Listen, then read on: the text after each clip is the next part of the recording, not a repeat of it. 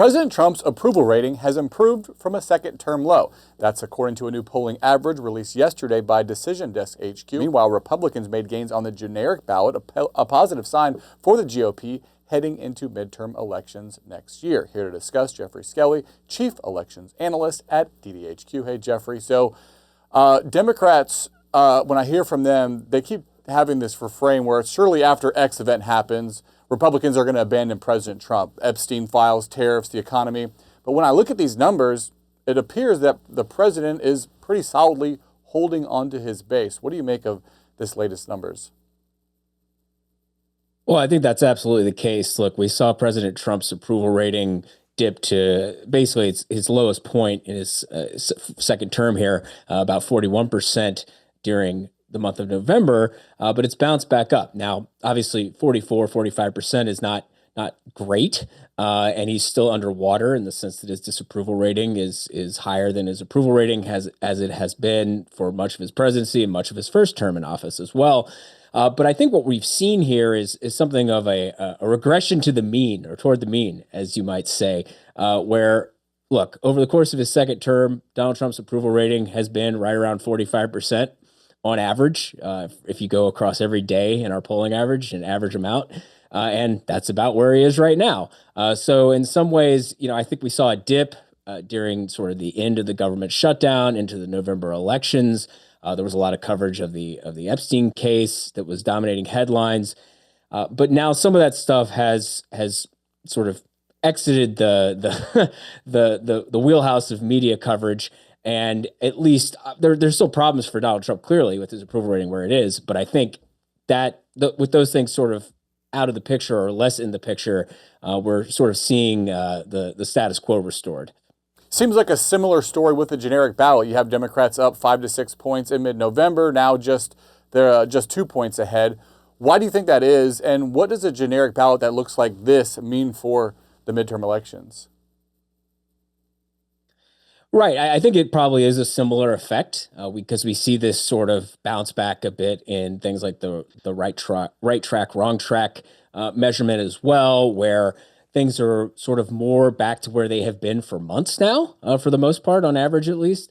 So the fact that Democrats hold a slight lead on the generic ballot is, I think, indicative of some of what we've seen in the electoral environment. Look, Democrats have done quite well in recent elections, but it speaks, I think, to the reality that we're talking a lot about elections that have just happened in 2025. Some of them were special elections with lower turnout. At the end of the day, there are going to be a lot more people voting in the 2026 midterms, which probably means that for Republicans, they can be at least somewhat certain that more of their base is going to show up. That doesn't mean necessarily that the generic ballot is going to only be D+2 by the time we get to November. Historically, there's been something of a pattern where the party outside of the White House's lead has grown as we've gotten closer to the November midterms. Nothing's guaranteed, of course, though, and we don't know what's going to happen that's going to shape public opinion from here until then. Right now, the big debate that's happening in Congress is over these Affordable Care Act subsidies that are set to expire at the end of the year. Do you think what happens with that could have an impact on what we see with the generic ballot heading into the new year and then toward the midterm elections? I absolutely think that what's going on with the Obamacare subsidies and the cost of healthcare potentially as sort of a ticking time bomb, if it really impacts people the way that some of the estimates we've seen, and if it were to come to pass and people were going to have to pay a lot more, I think if you sort of combine that with the concerns we've seen in polling, for instance, I know that there was an NBC News poll that said that more than half the country said they were going to spend less on Christmas presents this year. I know that there was a recent Marist poll that found Trump's handling of the economy basically at its lowest point in his time as president, either first or second term. And so if you sort of combine that with the these sentiments with the concerns about the sort of cost of living, and there's rising healthcare costs on top of that, I think that could sort of push Trump's approval down, push the Republicans' position, the generic ballot down to some extent. So there could certainly be fallout. You mentioned this new NBC poll that shows a majority of Americans plan on spending less on holiday shopping this year compared to last year. It was most pronounced for people who make less than $50,000 a year. It's a group that voted for Trump, somewhat surprisingly, in 2024. Do you think the Republican Party, that increasingly touts itself as a party of the working class, should worry about numbers like that?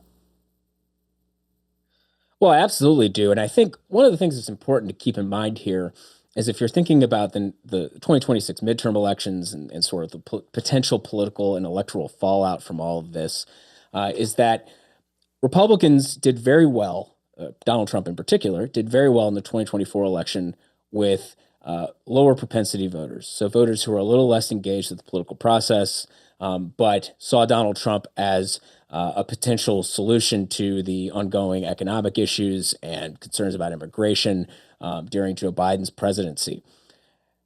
The thing is, now we see these sentiments in polling about people being concerned about cost of living, about how much they're going to spend at the holidays, and you see it pronounced among a group of voters who probably are sort of most likely to be lower propensity voters, and so some of them are probably not going to show up in the 2026 midterms. And if you're the Republicans and you look to them as now an important part of your constituency, or important part of your base, I should say, and to your electoral math.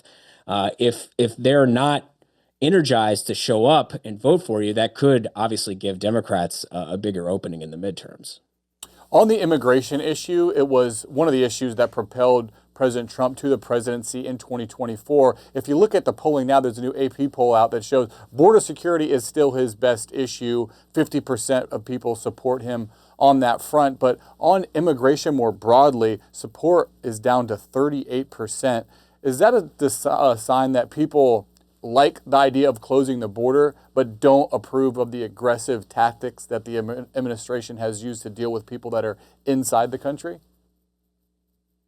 I think that's a fair interpretation of the numbers. I mean, look, at the end of the day, it seems that Donald Trump, one of his strongest issues since he entered the political scene, has been on immigration.